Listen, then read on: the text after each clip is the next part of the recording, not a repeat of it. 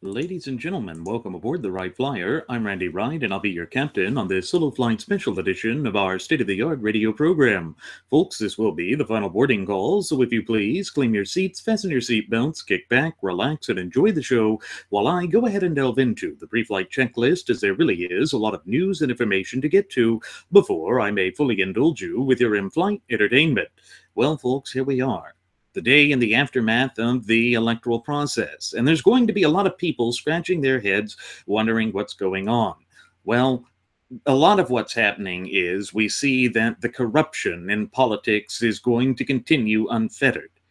If you think that Donald J. Trump is going to be some sort of magical quaff-like savior who will ride down from providence above on his hair-shaped cloud and make a difference in this nation, you're gravely mistaken. First of all, Trump has been the financial supporter of all of the corruption we've seen. That's just par for the course. That's exactly what we knew would come to fruition and would come to the forefront. It's what we've warned about for over a year now here at Radio Aviation Excellence, the Wright Flyer. But now that we are here, there's a couple of things that do need to be addressed. First and foremost, the media. This is on you. It really is. There is so much with the corruption that has led the American people to be angry. And believe me, we understand that anger. We have never once said that the American people were incorrect for having righteous indignation with respect to the way things are going in this nation. It's just that we have a fundamental disagreement as to whether Trump actually represents fixing these problems, or whether he has been a major contributor and causational factor behind a lot of the issues that we face in this nation. But that doesn't matter, because as we said on last night's program, it doesn't matter who won the 2016 presidential election cycle, because, again, the immutable things, the timeless things, those aspects that go to the root of our identity, both as a nation and as a people, remain the same. It's why we said that his platitude of, quote unquote, make America great again really was shallow, hollow, empty, and meaningless. But do not think that in this moment that we will ever back down from the promise of holding these candidates, or now president-elect's, feet to the fire, his cabinet's feet to the fire, and we're damn sure going to keep our eye on the legislative branch of government to ensure that they no longer cede power to an executive branch of government. You see, with all of the euphoria and all of the hatred and all of the identity politics that has become the central pillars of the modern arena of American politics, one important, crucial aspect is being ignored. And that is this: the fact that we feel such power and such loathing and foreboding with the electoral process, that tells us that the office of President of the United States of America has gone so far astray from the original tenets and powers that were expressly enumerated unto it by the clear and concise language contained within the four corners of our shared United States Constitution. There is no way around that, folks. There really is no way around that. That is one of the major contributing factors and problems that we're engaging and encountering in this once thriving and flourishing representative republic and vibrant community of popular sovereigns of ours. But that being said, we, in our capacity as the true ultimate wielders of popular sovereignty in these United States of America, are still duty-bound and obligated to preserve liberty and to secure the blessings of freedom, not only for this current generation, but for the up-and-coming generations, and indeed even those generations which have yet to be born. But there is a series of warnings from history that we must take into account. There is a mistake from the past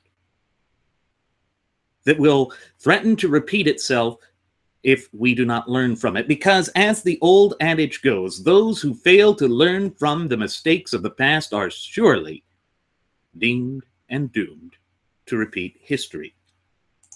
Now, a lot of them, of the cynical types that would be our naysayers and detractors here at Radio Aviation Excellence, the Wright Flyer, would say that I'm just going to focus on Hitler because that was the easy one to point to. That's the one that people who are out of their minds would do.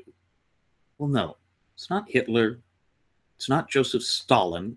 It's not any of those that I'm going to look to. It's one that's closer in relation to our foundation. It's one that our founding fathers themselves were split over. And that is, of course, the French Revolution. The French Revolution, let's see, that is going back in history.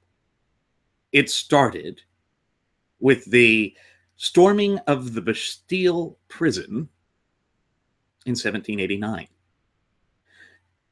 And, of course, the causes behind the French Revolution are complex and still debated.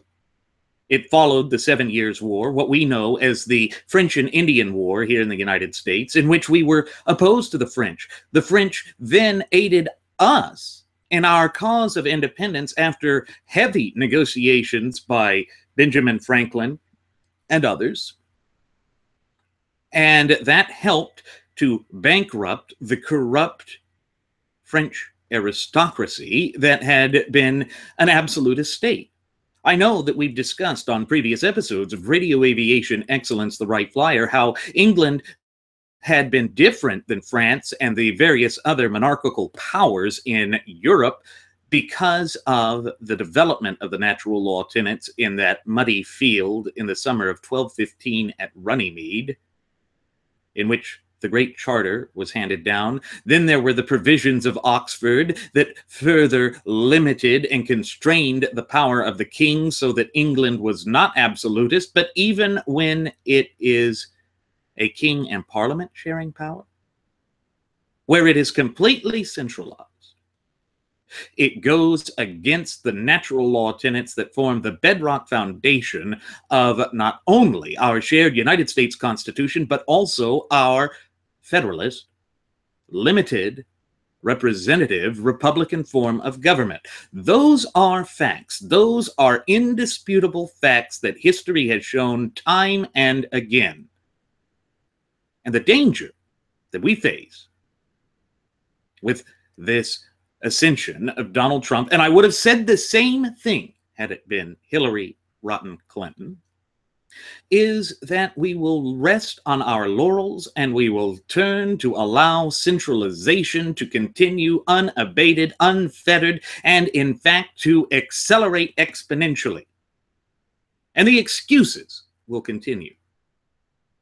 But as we promised, we will continue to hold people's feet to the fire. We will continue to be a voice for liberty. We are the new resistance, and we will not back down from that. We will not capitulate on that ground. We will not cede that territory, because America is far too important for that battle to be ceded to those nefarious agent provocateurs of tyranny, despotism, but above all, oppression. So we look at the French Revolution and try and understand what was going on. Well, you had the French aristocracy that was cooping itself up or locking itself up and distancing itself from the French people in the Palace of Versailles, just outside of Paris. And folks, that really is a beautiful palace, but it speaks to the opulence. It speaks to the excesses. It speaks to the corruption that mired an absolutist system where the king was state and the state was king.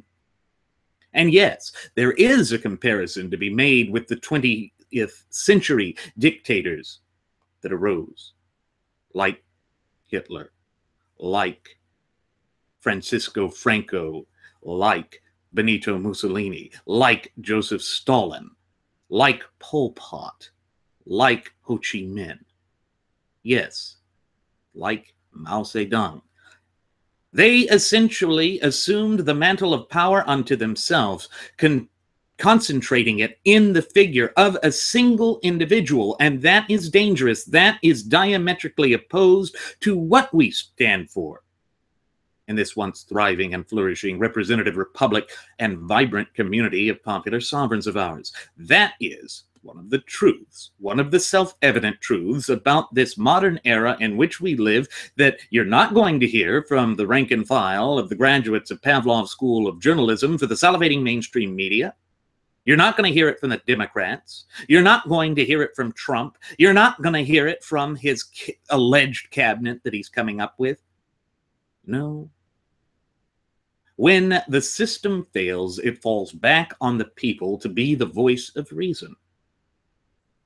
And so, while, yes, this is a good thing that Hillary Clinton was defeated, it does not mean that liberty is secured. It does not mean that our way of life is secured. And it does not mean that Trump will do half the things he said.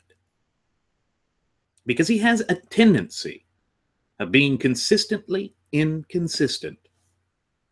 But we know with the Estates General, which was a form of parliament in France, much weakened in comparison to what Great Britain had, the Estates General was essentially a leftover relic of feudalism. You had three estates. You had the first estate being that of the aristocracy and nobility.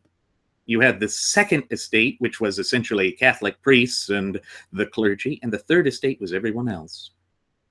And of course, this was at the time of the Enlightenment period. The same type of Enlightenment period, or the same Enlightenment period, rather, that influenced the philosophical developments in the United States and took center stage in our long, drawn-out, bloody affair known as the American Revolutionary War, or the American War of Independence.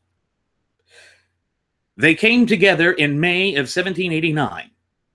The Third Estate took control with the assault on the Bastille in July. That's why I say that is the precipitous starting event of the French Revolution. And they passed the Declaration of the Rights of Man and of the Citizen. Now that almost sounds like it mirrors the Declaration of Independence of the United States of America. That beautiful document in which Thomas Jefferson penned those prophetic and, dare I say, poetic words, "We hold these truths to be self-evident, that all men are created equal, and that they are endowed by their Creator with certain fundamental and unalienable, which just means inalienable rights, and that among these are life, liberty, and the pursuit of happiness." Well, the first Declaration of the Rights of Man and of the Citizen, of which there were two. The first was 1789. The second came during the midst of the Reign of Terror in 1793. But this first one, passed by France's National Constituent Assembly in August of 1789, was the fundamental document of the French Revolution. And it's what started this idea of natural right doctrines, but it was changed to be universal. And in a way, that's right. The natural law tenets are immutable. They are universally applicable, but while it was influenced by Thomas Jefferson, working with General Lafayette, who introduced it, you see, the influences of our foundation were there. But it was mere lip service. Mere lip service because it would not stand. It would be changed because there were external threats which closely shaped the course of the French Revolution. The wars of 1792 ultimately featured French victories that facilitated conquests on the Italian peninsula, the Low Countries, and most territories in the Rhine. There was a push for this sort of revolutionary thinking, and that terrified the people of Europe, the monarchical powers of Europe, because they sat back and realized that the Enlightenment ideals were there. Yes, they were afraid of the type of ideals that had been the cornerstone of the American Revolution, but they also feared the mob rule. Recall that our founding fathers wanted a virtuous republic, and that was even part of what was pushed for during the French Revolution. But in January of 1793, violence spread into the street. Instead of pushing for this sound foundation of the natural law applying equally with the ascension of Maximilien Robespierre, a Jacobin leader, he created a dictatorship.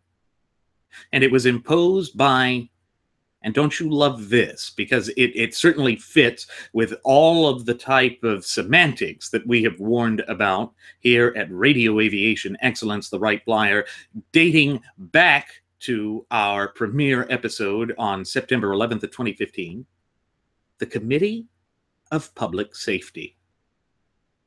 Now that sounds benign, doesn't it? That sounds like something that we could sit there and say, oh, that's not going to hurt anyone. That's there to ensure that public safety is adhered to. But here's where things started to change. There was no moral, there was no moral compass, rather, with these various liberal assemblies that were there. The people of France were certainly polarized as they had never been before. You had liberal assemblies fighting with right-wing supporters of the monarchy. And so it broke down, very similar in lines to what we saw later in the Spanish Civil War. But here's the types of things that they were trying to force. France had rapidly transformed into a domestic, secular society. They changed the meaning of freedom of religion to be like what we see with those who are gleeful about shutting down bakeries that refuse to bake cakes for same-sex marriages. And here's the sorts of things we see. And keep in mind, this was in 1792, 1793, around that point. They had legislation of divorce, which is fine. Decriminalization of same-sex relationships. Okay, that's a different sort of thing, but keep in mind the mindset of this being the 18th century. That is a lot like the same-sex marriages that we have. And then they also began to attack property. They established price controls on food and other items. They became a centralized command economy. They ignored the declarations of the rights of men and of the citizen, and it required them to draw up another one of 1793, of which this reign of terror continued. Here is how the reign of terror worked. They demanded a new calendar because they couldn't have one that had relations to the old calendar, because that was glorifying the monarchical type system. So they had things where you had a new month, such as Thermidor. You had all sorts of different approaches with it. But the French Revolution calendar is kind of a funny thing to look at. It was more confusing than anything else. It was basically one that had looked to have a solar or tropical year. They had 5 or 6 extra days needed to approximate it. But here's the thing. It really took away from what had been known. It shows that they were willing to go so far in their revolutionary actions, much like the Bolsheviks were in 1917, that they changed their calendar. The autumn months were Vindemire, which is from French vintage, derived from Latin vendemmia, meaning the grape harvest, that started on approximately September 22nd through the 24th. Then there was Brumare, from the French brume or mist, which started on October 22nd through the 24th. Then there was Frimare, meaning frost, which started on November 21st through the 23rd. The winter months were Nivose, from the Latin of nivos, snowy. In fact, that's where in Spanish Nevada comes from, meaning the snow state. Nivose starts on December 21st through 23rd. Then there was Pluvose, from the French pluveux, derived from the Latin pluvius, meaning rainy. That started on January 20th through the 22nd. Then there was Ventos, from the French word venteux, meaning the Latin ventoise, which was windy. That started on February 19th and through the 21st. Then your spring months were germinal, from the French germination, starting on March 20th or 21st. Then there was fleuriel, from the French fleur, derived from the Latin flos, or flower. Basically, Florida is derived from that same type of word. And that started on April 20th or 21st. Then there was pluriel, meaning meadow, which was May 20th or 21st. Then you had Messidor, from June 19th onwards, Thermidor, which was July 19th or 20th, and Frucidor, for fruits, on August 18th or 19th. So why would I focus on this? It's because there are many who will sit there and try and say that there really won't be that much change. There really isn't a precipice for things to go out of control or to be different than what we have expected. But no, it can.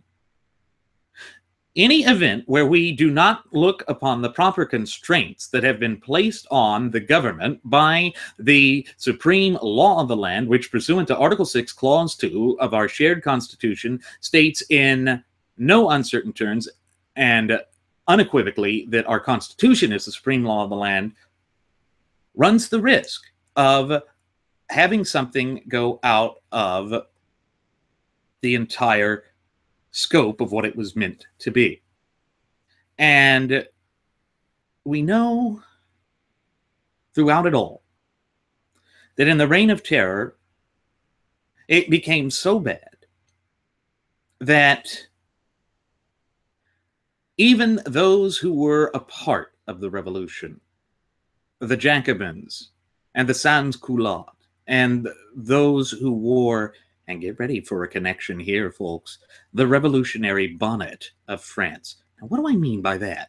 Well, that was a red hat with a white plume on some of it. It was designed to represent the citizens of France, the citizens standing up against the inequities of the past. But, and in fact, it's important that we have just a visual example of what I'm talking about here. And of course, what I'm talking about is what they call the Revolutionary bonnet. There it is. There it is. It's a Feiglin cap, and it was something that traced its roots back to the assassination of Julius Caesar and the fall of the Roman Republic. You see, even by the imagery that they were using in the opening days of the French Revolution, going all the way through the Reign of Terror, it was based on centralized authority, not on the individual popular sovereign's rights, not on standing up for the basis of what we basically admire and push forth here in these United States of America. Again, it is a step towards radicalism. And yes, the United States of America is facing the threat of radicalism. We are facing troubles and turbulent times. Why? Because the turbulent times that we see right here, right now, in the United States of America was brought about by government corruption, just as the French Revolution was brought about by corruption. And one of the things that the graduates of Pavlov's School of Journalism for the salivating mainstream media has been harping upon ever since they were surprised by the results of last night's election, it was that apparently we didn't take seriously enough the voices of those people who feel that they were stripped and deprived of representation. But we here at Radio Aviation Excellence, the Wright Flyer, always took those voices seriously. We always understood the great extent of the plight that they were feeling, the pain, the anguish, the fear that they had. And we said that those fears, pains, and anguishments were justified. But the other thing that we have couched that with well over a year now, folks, is that the solution to those problems is within the Constitution. Now, I had a dear friend of mine tell me that I should just shut up and that I'm wrong. Well, if I'm wrong with respect to the Constitution being the end-all and be-all in this nation, then our founding fathers were wrong too.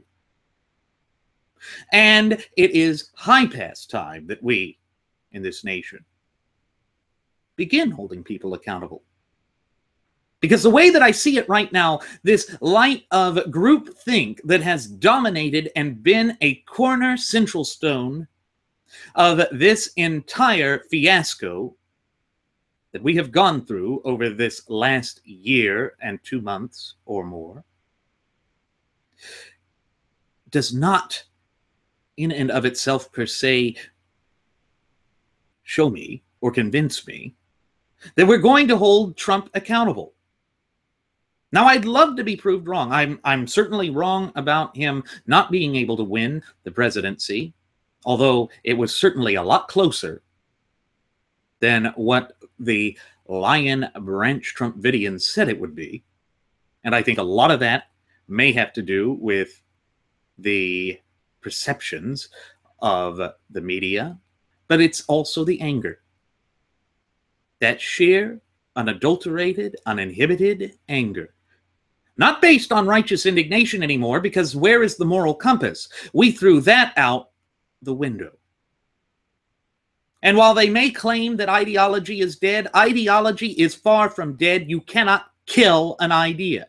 Why do you think that communism is still a threat? Why do you think that socialism is still a threat? Why do you think there are, even to this very day, as I sit here speaking into this microphone, conveying this message unto you, monarchists?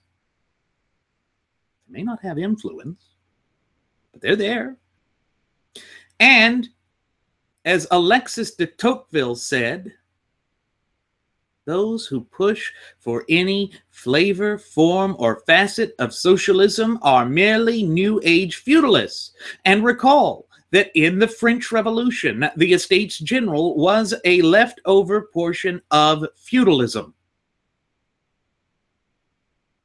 And they flexed their muscles because they wanted to break free from that sort of oppressive system. They flexed their muscles because they wanted to be heard. But when you open Pandora's box, you are not able to put the genie back into the bottle. That has been unleashed. And that means that above all else, that we in this nation must continue to be dedicated to liberty.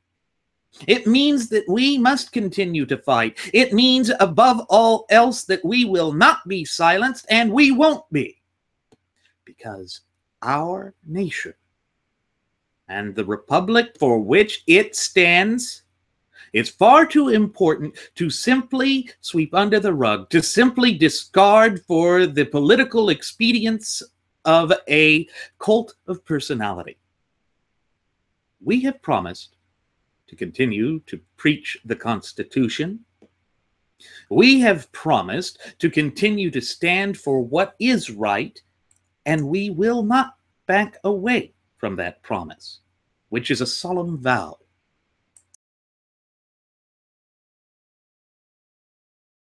One of the things that we have said all throughout this electoral process, and ever since we first started producing these shows a little over a year ago, was that we are facing constitutional crises.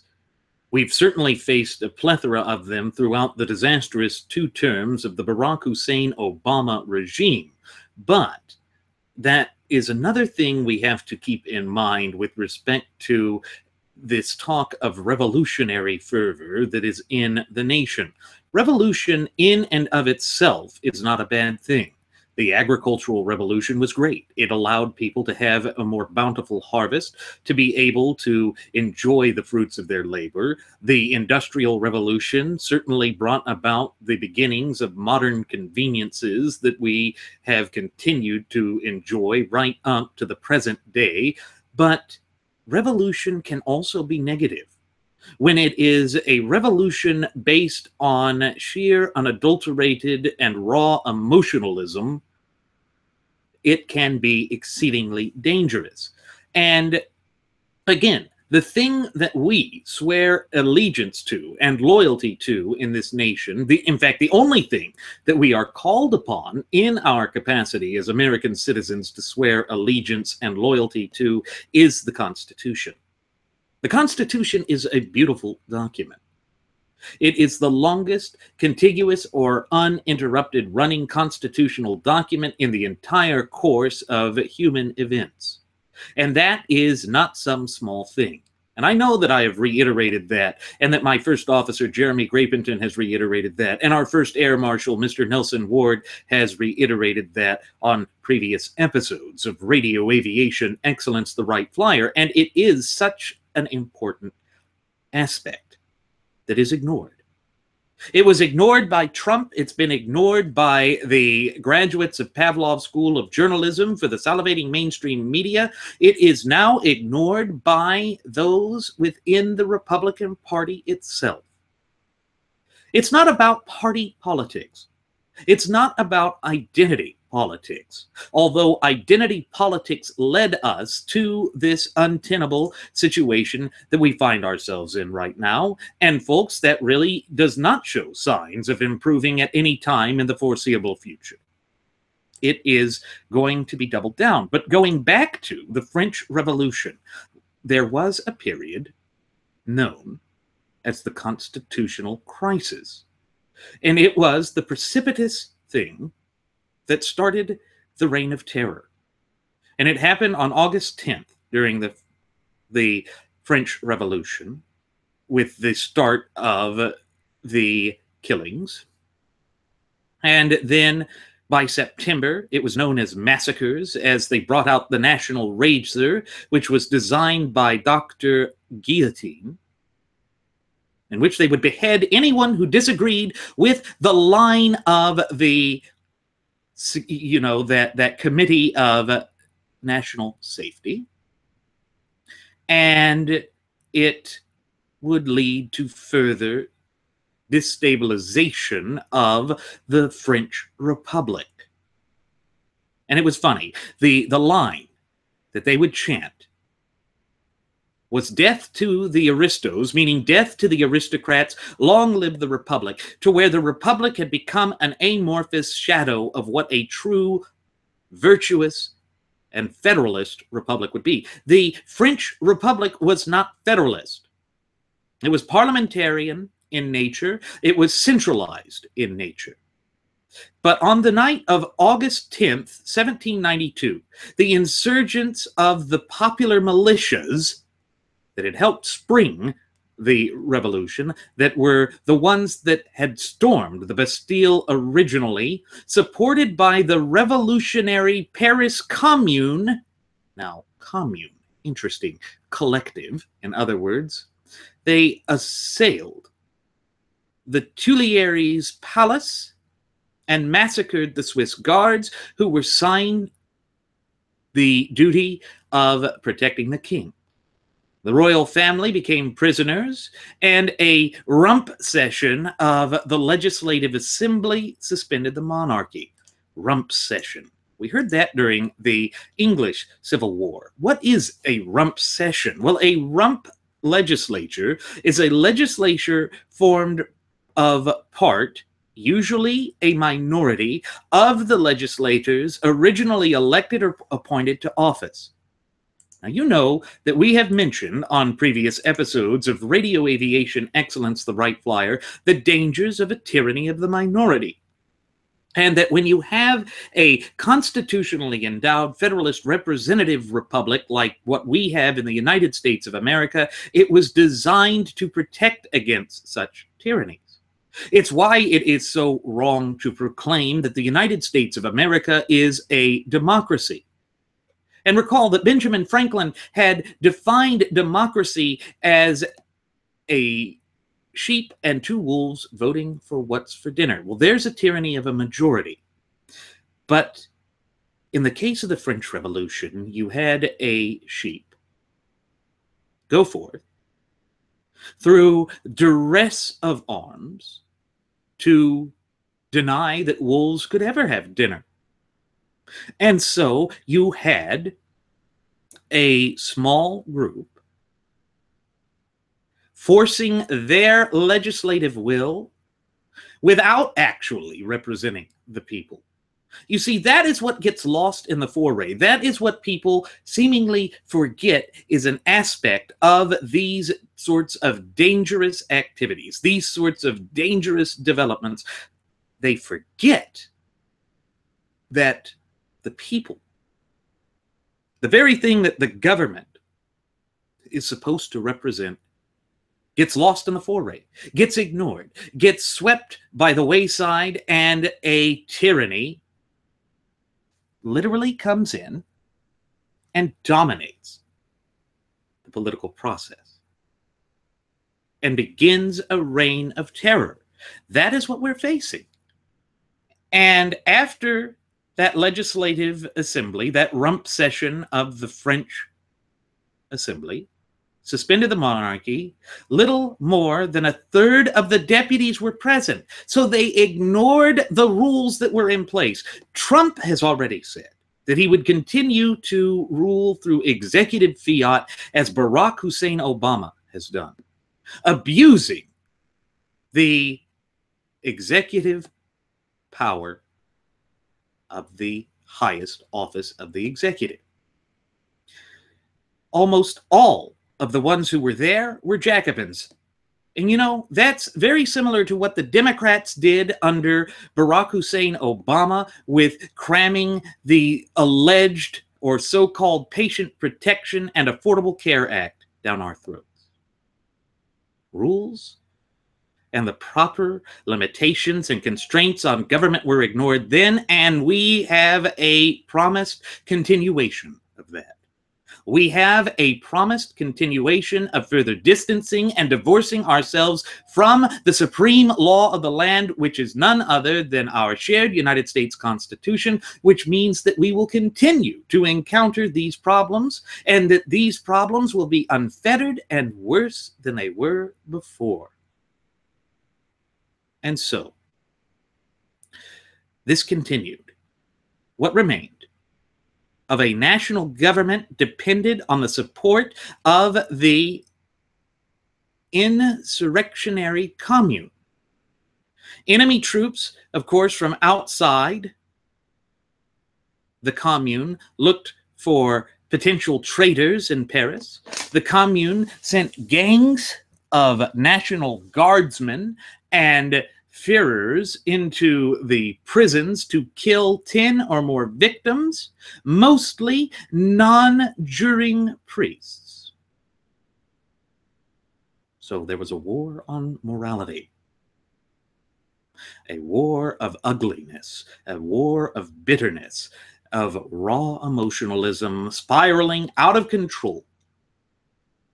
The Commune then had sent a circular letter to the other cities of France, inviting them to follow their lead, and many cities launched their own massacres of prisoners and priests in the September massacres.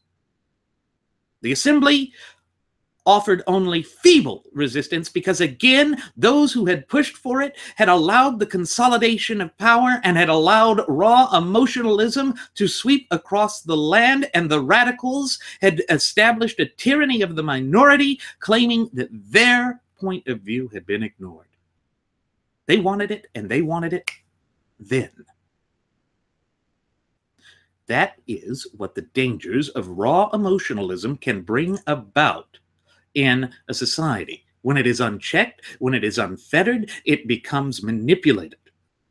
And this manipulative force, it was not dedicated to the Constitution they had established, that one that was partially influenced by the natural law tenets that form the bedrock foundation of our shared United States Constitution. It's a danger that we face. Clearly, one that if we do not learn from these warnings of the past, we will repeat, but here in the United States.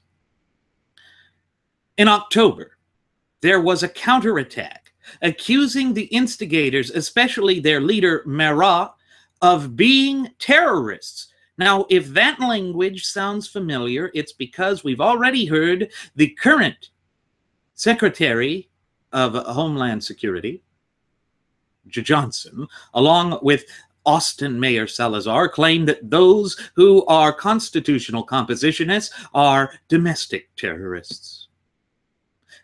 The language is there. The conditions are there, making it ripe for us to have this sort of untenable development spur here in the United States. And then there was a political contest between the more moderate Girondinists and the more radical Montagnards inside the convention, with rumor used as a weapon on both sides. So polarization and raw emotionalism, replacing the ideals that their whole revolutionary movement was allegedly based upon. And now what would that be like here? Could you imagine? To make America great again, we must suspend the Constitution. To make America great again, we must turn to a centralized government and damn the federalist system that has been the longest contiguous or uninterrupted running, most free form of government ever seen on God's green earth. Because that's how we'll make America great again.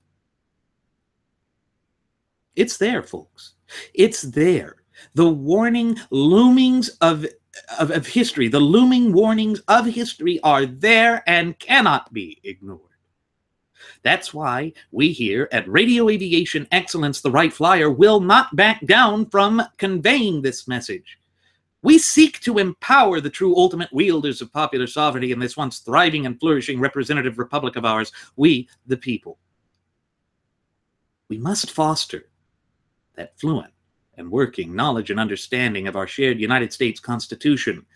Politicians come and go. Political movements come and go. The thing that is immutable is the natural law, and the natural law is codified in the four corners of our Constitution. That's what we demand people acknowledge. That is what is not being acknowledged, and that is why this fight is far from over. Far from over. The Giandarists, however, lost ground when they seemed too conciliatory with the Jacobins. But the pendulum swung again, and after the month of Thermidor, the men who had endorsed the massacres were denounced as terrorists and sent to the guillotine themselves.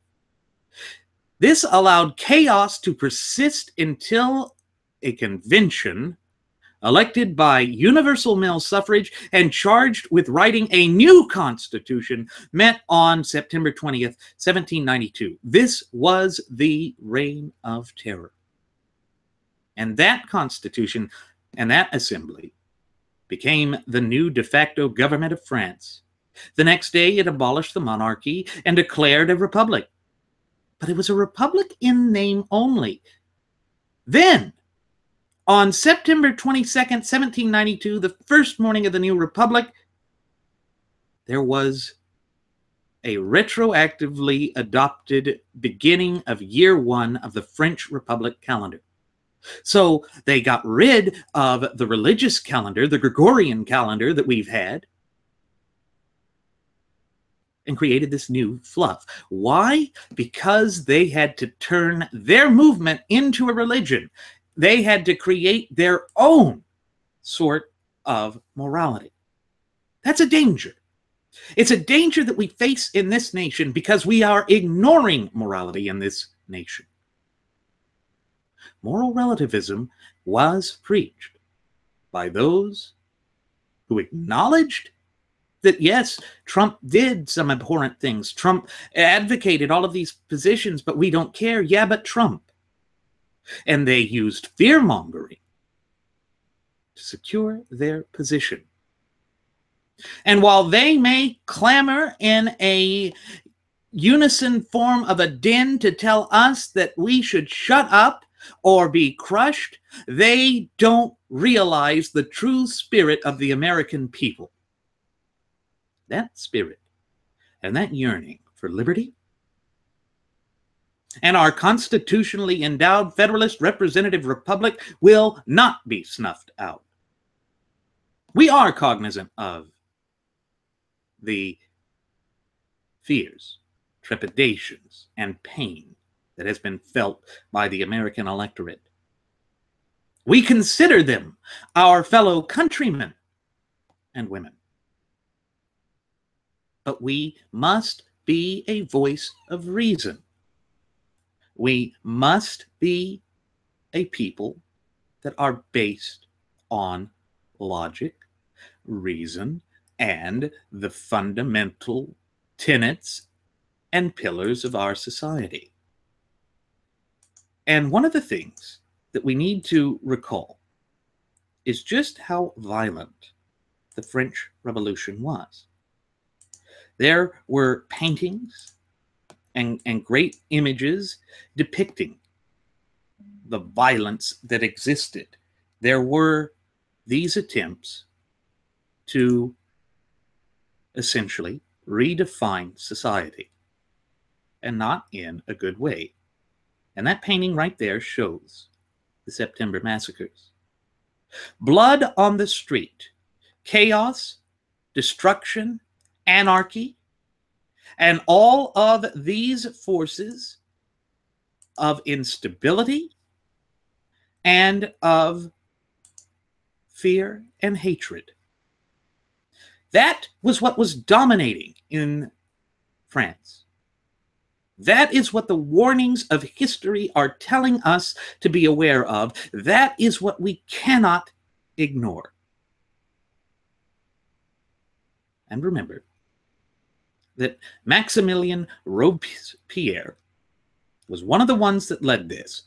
Now, who was Robespierre? Indeed, who was Maximilien Robespierre?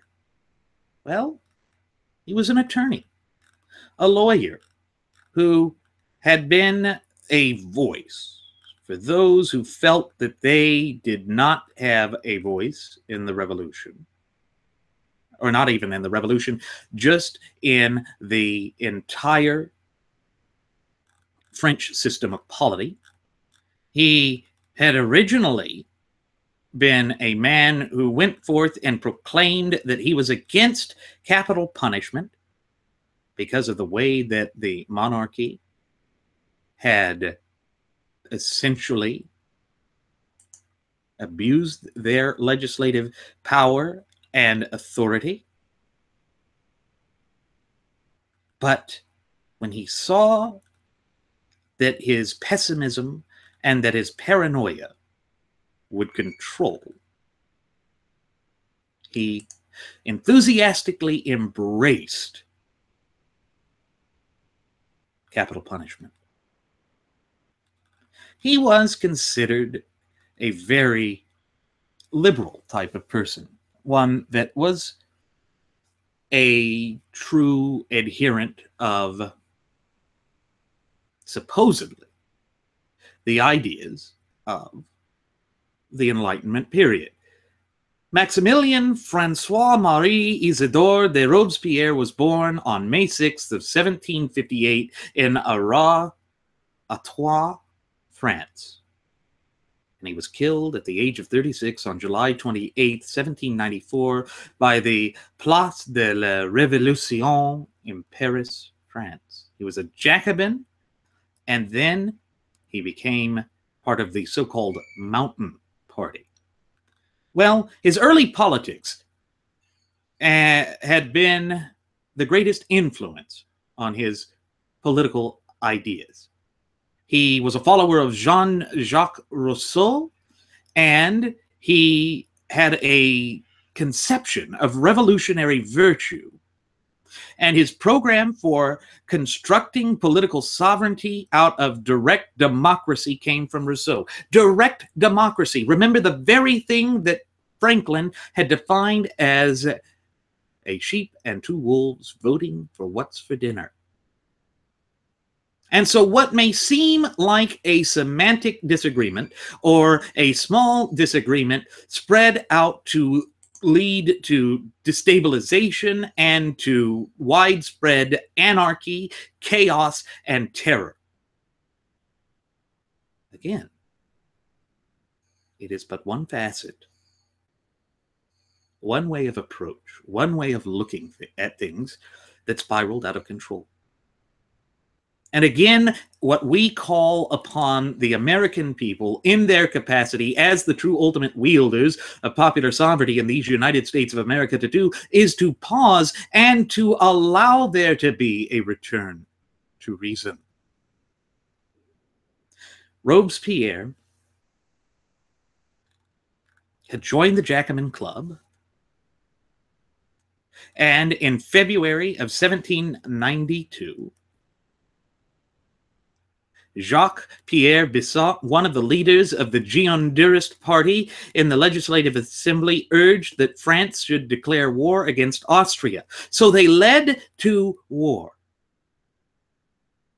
Robespierre had signed on to that because he was convinced that the internal stability of the country was more important than the Girondeurists.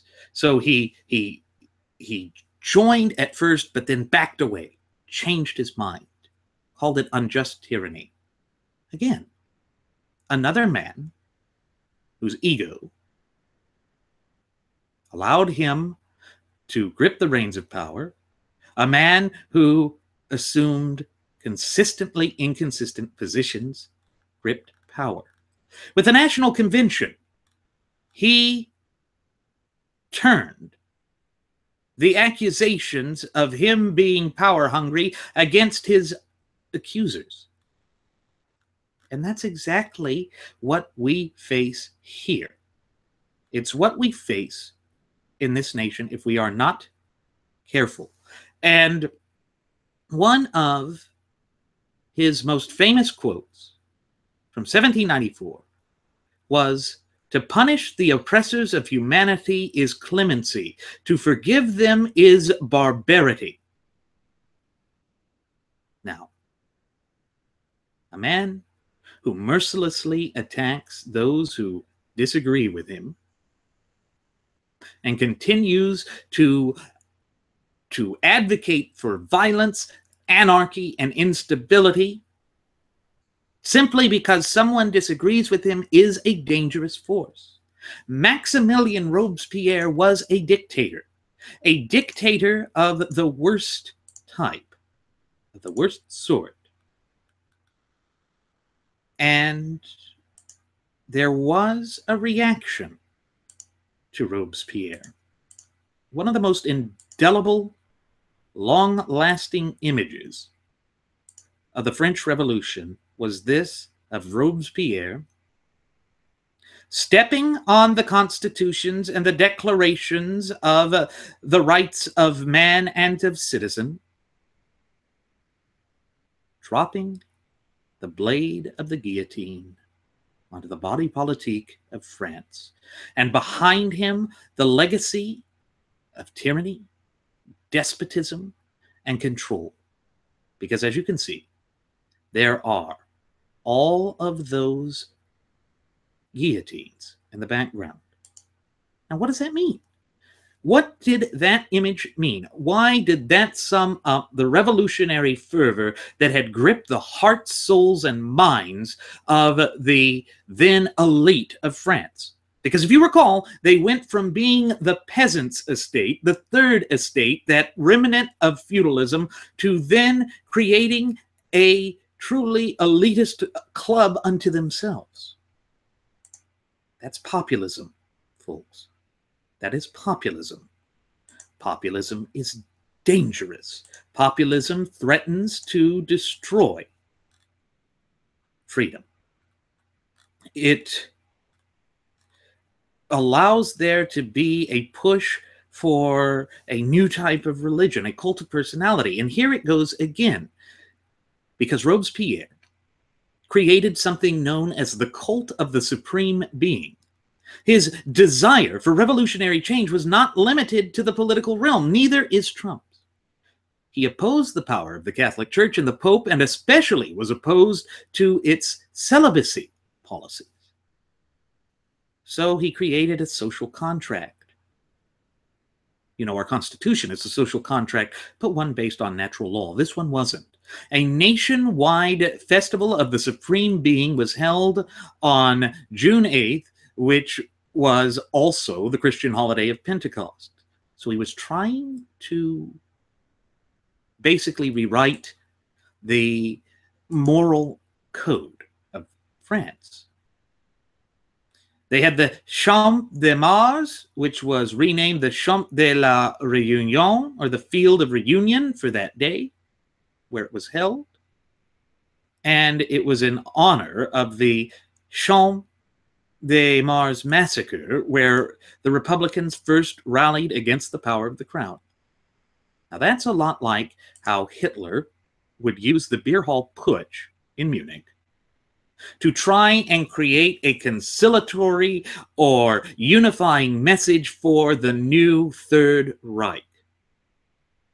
All of these dictatorial, totalitarian regimes have that sort of commonality or common denominator between them. And the warning signs are there with Trump. Trump has that kind of cult of personality. We must never forget that Trump had said that he could go out onto Fifth Avenue and shoot someone and not lose any followers. And it's something that cannot be ignored. It's something that is there and could really harm us. And it's that type of cult of personality that we have to be careful of. And we have to recall what it was that Trump had said. And again, I'm going to cue up a soundbite here, a video clip, just so that we remember what it was that Trump had said to everyone, and why, again, it is why we must be careful Here we go. The people, my people are so smart. And you know what else they say about my people? The polls. They say, I have the most loyal people. Did you ever see that? Where I could stand in the middle of Fifth Avenue and shoot somebody and I wouldn't lose any voters, okay? It's like incredible. No, they say, Trump, we love you too, man. Trump's voters are by far, you know, I'm at 68, 69%. I'm at 90% total. Like, will you say absolutely? I think it's 68 or 69%. Will you most likely stay? That gets into the 90s. Other guys are like at 10. A guy like Jeb Bush, he has a nobody, but he's like at not. I mean, like they don't have people. They have nothing. Rubio, soft. They're all. It's nuts. It's nuts. It's dangerous. We cannot give that up. Because if we give that up, we allow these forces to redefine us. We allow them to place us in a precarious situation. One that we can ill afford, one that would dominate us and change all that we stand for and represent. Again, the warnings of history are there. And if we ignore history, if we turn our backs on it, then we are doomed to repeat the mistakes of the past. That is the warning we must keep in mind. That is what we must be cognizant of, and that is why we will not relent.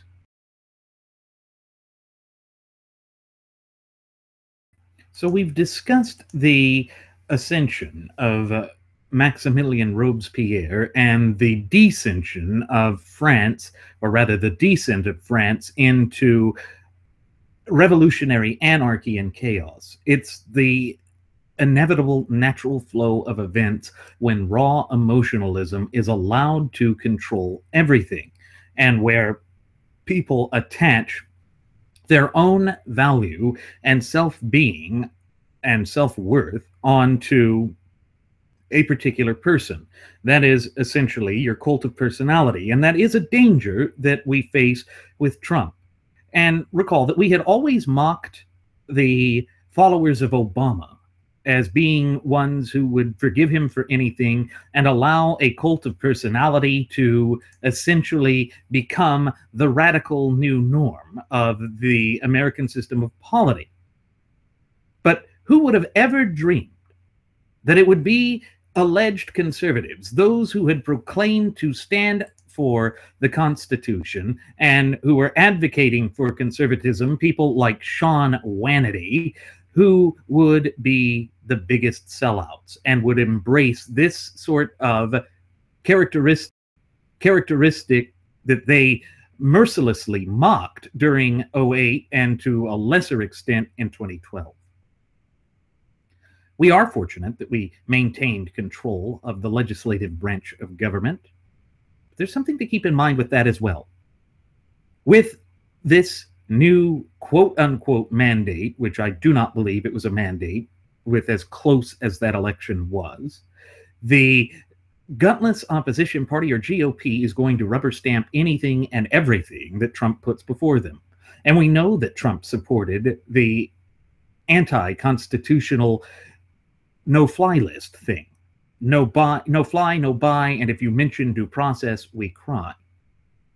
He has his own initiative. He has his own agenda, and no, it is not a conservative one, which is why we here at Radio Aviation Excellence, the Wright Flyer, are calling upon you, our cherished listening passengers and audience members, and indeed the entire community of popular sovereigns in these United States of America, to do our part.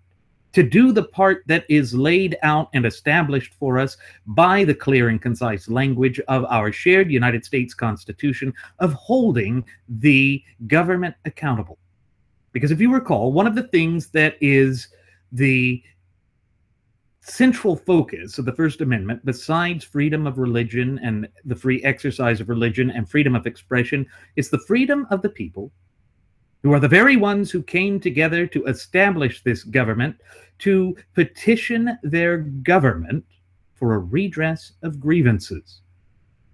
That is our duty, our obligation, and our responsibility, and it's one we can't turn away from. And for those who say that, yeah, sure, Trump's not a conservative, But that doesn't mean he's not going to run the country as a conservative. Let me remind you of what he said some 6 months ago in a video clip that I have here. And I'm going to go ahead and cue that up because, again, it's important that we remember who he is, what he said, and what it is that he is preaching. And then once this is done, we will analyze this in further detail. So let me go ahead and cue this up now. Here we go. Paul Ryan's different. He's the Speaker of the House. He's the highest ranking elected Republican in the country right now. He's the chairman of the convention. Back in March, you said he'd pay a price if he didn't get along with you. What is that price?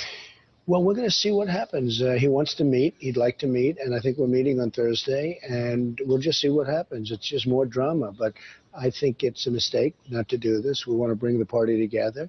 Does the party have to be together? Does it have to be unified? I'm very different than everybody else, perhaps, that's ever run for office. I actually don't think so. I think that it doesn't have to be unified? No, I don't think so. I think it would be better if it were unified. I think it would be there would be something good about it, but I don't think it actually has to be unified in the traditional sense. I'm going to do what I have to do. I have millions of people that voted for me because I have strong borders, because I want strong trade. I want good trade. I want trade. I don't want to be an isolationist, but what's happening with China, what's happening with Japan, what's happening with Mexico, they're just absolutely eating our lunch. It's a shame. It's terrible. So I have to stay true to my principles also. And I'm a conservative, but don't forget, this is called the Republican Party. It's not called the Conservative Party. You know, there are conservative parties. It's called the Republican Party. I am a conservative. While Trump swats away critics in his own party. What conservative parties is he talking about? What conservative parties are out there that stand for limited government on a national stage? Yes, there's a conservative party in New York. Yes, there are conservative movements that are different. Yes, there's the Constitution Party. And yes, there were independents like Evan McMullen, who I voted for. But that does not mean that there is an established conservative party on the national stage, as Trump said there. And he said that he's for trade, but the type of trade he's for is using crippling sorts of tariffs to harm American commercialism and consumerism, and it is certainly not free market capitalism, which is what our founding fathers had based our nation's economy upon. But again, as my first officer has oft-times reiterated on previous episodes of Radio Aviation Excellence, the Wright Flyer, the economy in and of itself per se does not matter. It is a symptom of the overarching ailment that plagues our country right now, that of distancing and divorcing ourselves from the Constitution, allowing the government to micromanage the facets of our daily lives in a way that it was never constitutionally intended to do so. And therefore, this is not something we can nor should we ignore. But those who are wrapped up in euphoria of victory, once again, allowing themselves to debauch themselves, to debase themselves in the hedonism of raw emotionalism, have shut down their mental faculties and capabilities and aren't considering that. And again, that draws us back to the French Revolution. And we know that with Robespierre, there was the Thermidorian reaction. On my birthday, May 23rd of 1794, I was born in 1985, but May 23rd, 1794, only one day after the attempted assassination of Collot de Herbois, Robespierre's life was also in danger. A young woman who went by the name of Cecile Renault was arrested after having approached his place of residence with 2 small knives. She was executed 1 month later. At this point, The decree of 22 Prairial, also known as the Law of 22 Prairial, was introduced to the public without the consultation of the Committee of General Security, which in turn doubled the number of executions permitted by the Committee of Public Safety. This law essentially permitted the execution of citizens who were thought to be counter-revolutionaries. In other words, those who disagreed with the hardline stance and approach and position of Robespierre and the radical Jacobins and sans-culottes, or pantless ones, basically, type of pants they wore anyway, would be executed because they were perceived as a threat. Well, isn't it funny that the anti-capital punishment attorney, Maximilien Robespierre, had turned to capital punishment to basically deal with the people who disagreed with him. And it was disgusting. The committee, due to the express carried out by its on-mission representatives such as Joseph Fauch, Jean-Baptiste Carrière, Jean-Lambert Tallien, and several others, was the beginning of Robespierre's downfall because he had reached too far. There had been reports coming into Paris about excesses committed by the envoys sent in mission to the provinces, partially Jean Lambert Tallien in Bordeaux and Joseph Fauch in Lyon. Robespierre tirelessly worked almost alone, having been opposed by other leading political figures and accused of being a counter-revolutionary in his relative moderation originally, but now to curb their excesses, essentially is what it came down to. He had them recalled to Paris to account for their actions, and then they, however, managed to evade arrest. Fauch spent the evenings moving from house to house, warning members of the convention that Robespierre was after them, whilst organizing a coup d'etat. Robespierre appeared at the convention on July 26th, or the 8th of Thermidor of year 2, according to their ridiculous revolutionary calendar, and delivered a 2-hour-long speech. He defended himself against charges of dictatorship and tyranny, and then proceeded to warn of conspiracy against the Republic. Sounds familiar, doesn't it? Oh, those who protest against me are trying to violate my free speech rights. Recall that Trump said that repeatedly. Recall the paper-cut assassin that they warned about and were in a furor over. So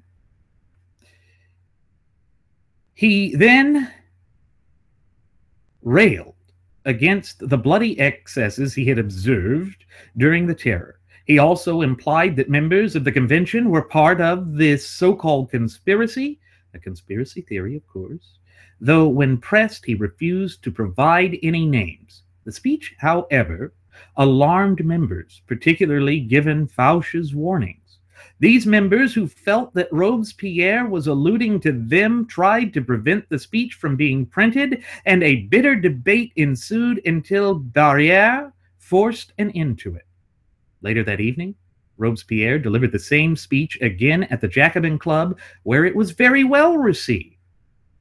So there was a division within the revolutionary movement itself. The following day, Saint-Just began to give a speech in support of Robespierre. However, those who had seen him working on his speech the night before expected accusations to arise from it. Saint-Just had time to give only a small part of his speech before Jean-Lambert Tallien interrupted him. While the accusations began to pile up, Saint-Just remained uncharacteristically silent. So, again, a constitutionalist, albeit a radical one, was having his voice stripped of him.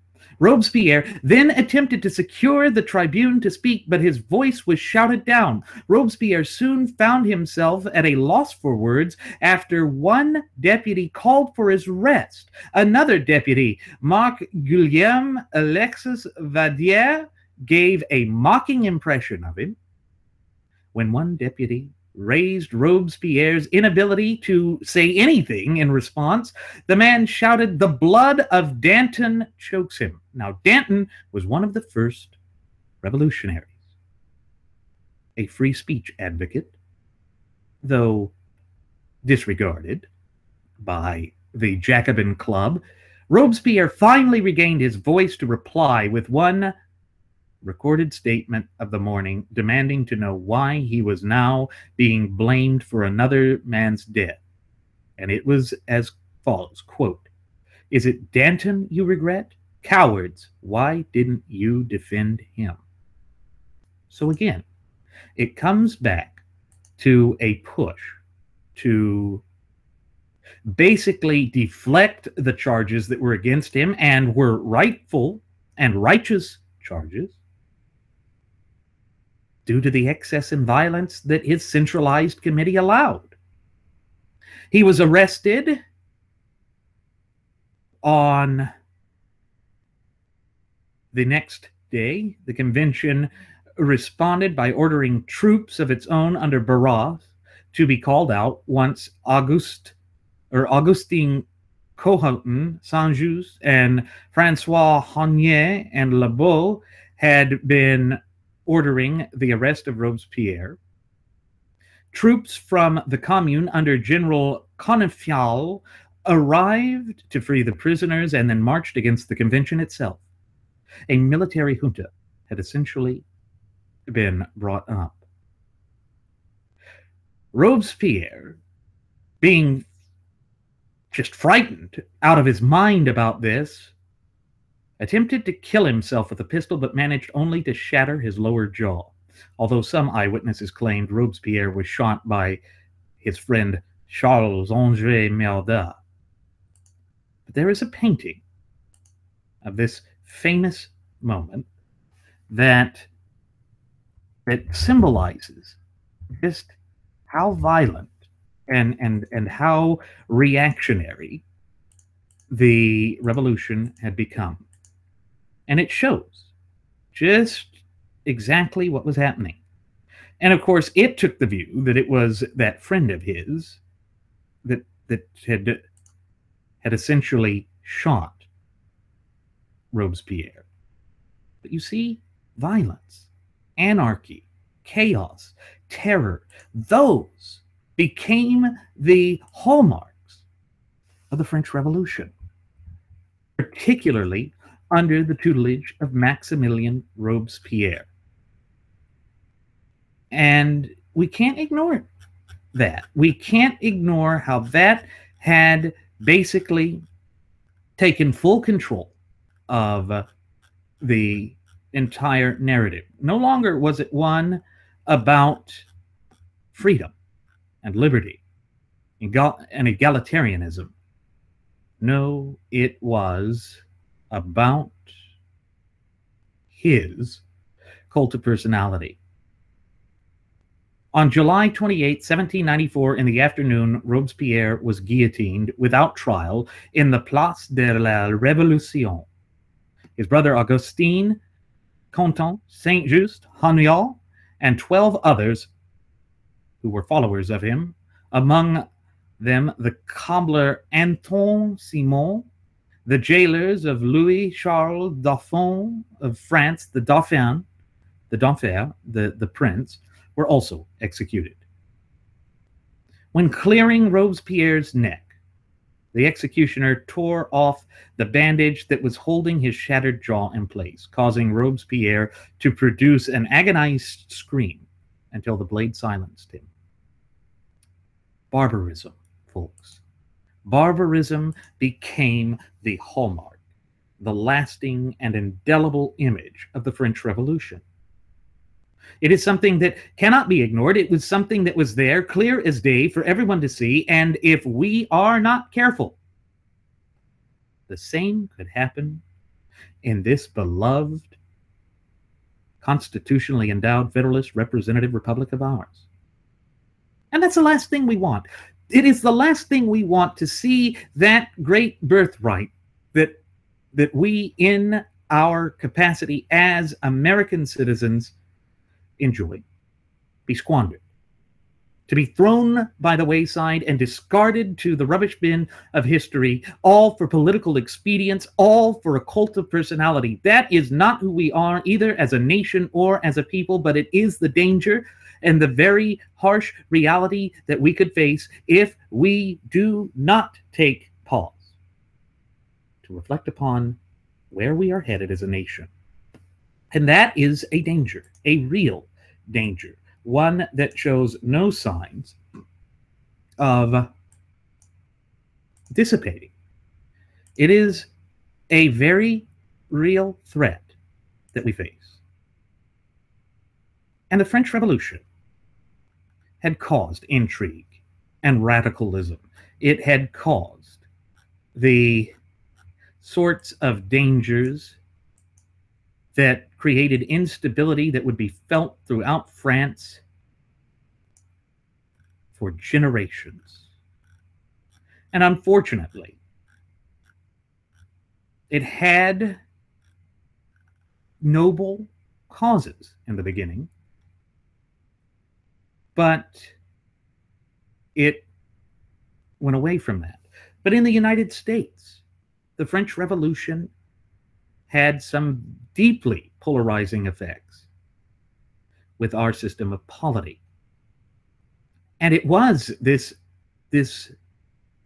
disparation, disparate competing views, that led to the creation of the first party system, which is what General George Washington and President Washington, the father of our country, warned against doing in his farewell address. It is all tied into this.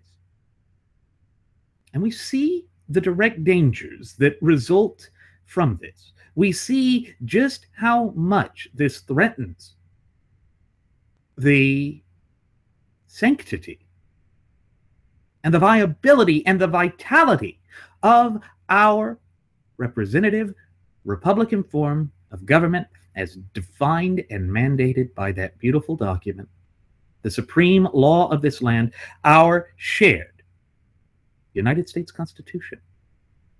And unless and until we are fully willing to stand up and address these things, it will continue to be problematic for us. It will. In 1793, as war broke out in Europe, the Democratic Republican Party, led by Thomas Jefferson, favored France and pointed to the 1778 treaty that was still in effect. Washington and his unanimous cabinet, which included Jefferson, decided that the treaty did not bind the United States to enter the war. Washington proclaimed neutrality instead. Under President Adams, a Federalist, an undeclared naval war took place with France from 1798 until 1799, often called the Quasi-War. Jefferson became president in 1801, but was hostile to the new dictator who arose in the power vacuum created by the death of Robespierre, one Bonaparte Napoleon, the dictator and emperor of France, who went around proclaiming that he was the next embodiment of liberty, that he would continue the ideals of freedom, but he did not believe in individual liberty.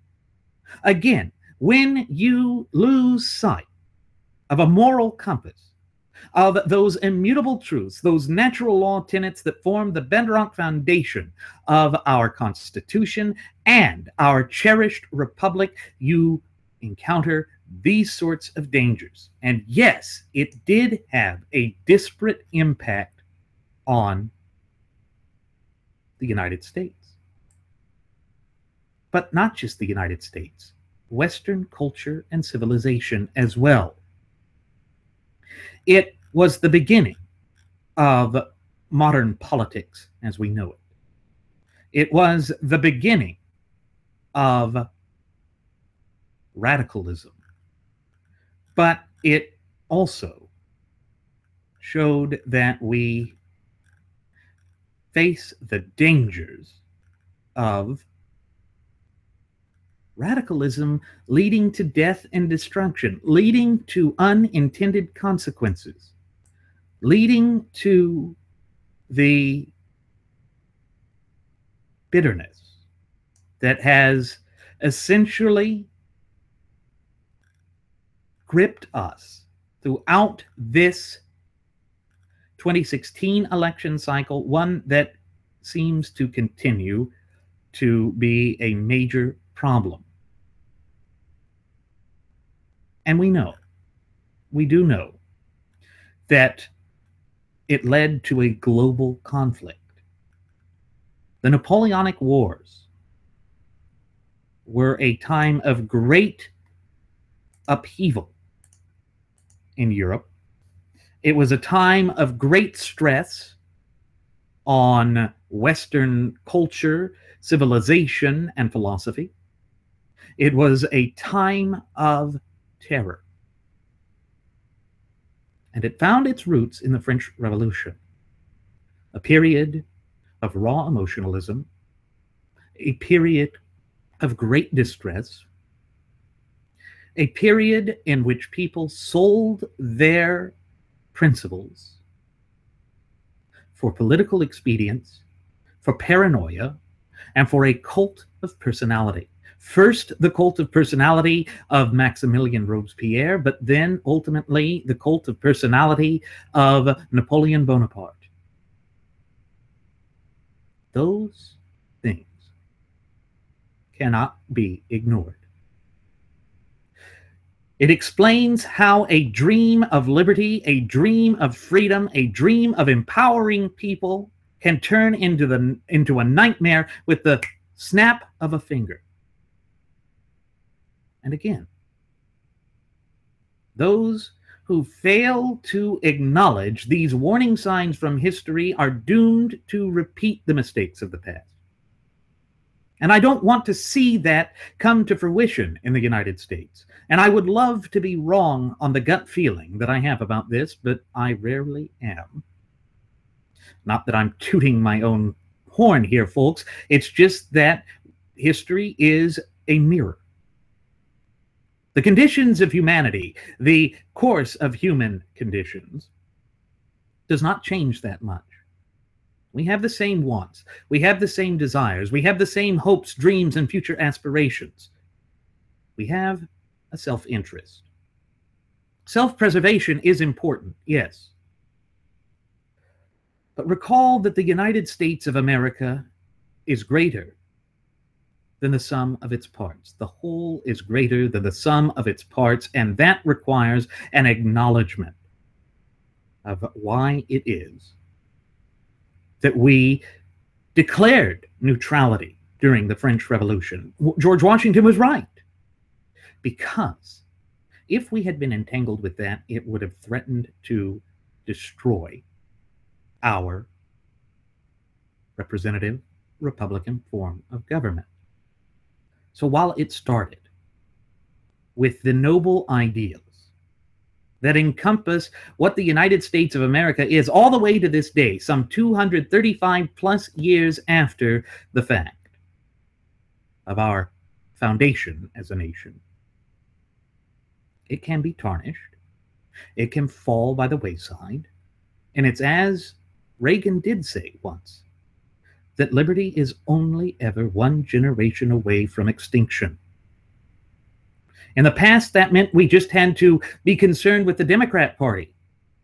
But now I look at the authoritarianism of the alt-right, and I look at the developments that are occurring within the body politique of this once thriving and flourishing representative republic and vibrant community of popular sovereigns of ours, and I hear the warning bells of history chiming in my mind's ear.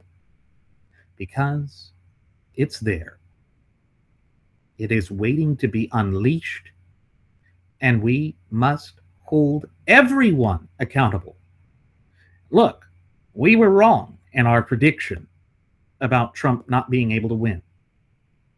Hillary blew that, and we don't support Hillary. We didn't want her either. This is the titular face, opposite face of the same coin. It's like Janus, the two-faced Greek god. But throughout it all, what we must recall is that we, as a nation and as a people, are greater than any political fad, any political movement, any reactionary movement. We are the greatest beneficiaries of the greatest social compact or contract ever devised by the hands of men, yet divinely inspired by providence above. And of course, that is our fundamental and inalienable rights that are safeguarded by the Constitution, that great, beautiful, brilliant, immutable document. One that has so tragically been ignored and brutalized by both sides of the political aisle in this charade known as the 2016 election. And so in the aftermath of this, we must continue to stand up for liberty. We have no choice. That is what our birthright demands of us. It is our role, our duty, our obligation, but above all, responsibility in our capacity as the true ultimate wielders of popular sovereignty in this country. So we will not back down. We cannot afford to back down. This is not the end. It may be the beginning of the end, but this is not the end of the struggle that we must fight for. So we must stand together, shoulder to shoulder, in solidarity and unity, and remind this government that they are not our overlords and masters. Now, with that said, it is time for us to begin our descent. I'm going to go ahead and send the flight attendant back for one last round of alcohol. Folks, she will not chop your head off. She's just there to pour you some alcohol. As always, I'm your captain, Randy Wright, and I want to thank you for choosing to fly the Wright Flyer. Should you have any questions, comments, or concerns, please feel free to leave them either here at our YouTube page, our Google Plus page, or on our Facebook page. And on top of that, I invite you to follow us at Twitter with the Twitter handle at Radio Aviation EX. One more time, folks, that's at Radio Aviation EX. And there you will find the departure board that lists my personal Twitter account, the personal Twitter account of my first officer, Jeremy Grapington, our Blogspot account where I'm putting up video and audio only versions of our state-of-the-art radio program. It's also chock full of other useful information, and the Cafe Press account. Oh boy, folks. While the Jacobins had their hat, we have hats too, with either our original Radio Aviation Excellence the Wright Flyer logo on it or our first class passenger logo on it. We have all sorts of apparel with that as well, from tote bags to laptop sleeves to neckties to watches to clocks to all sorts of things, and at reasonable prices. I'm going to leave the link to the Cafe Press account in the description of today's program. Please, folks, do take a gander at that and give us a bit of support, and support yourself and support liberty, because we cannot go down the path of terror like what was in France and the French Revolution. As always, folks, we will see you again next time. Please do take care.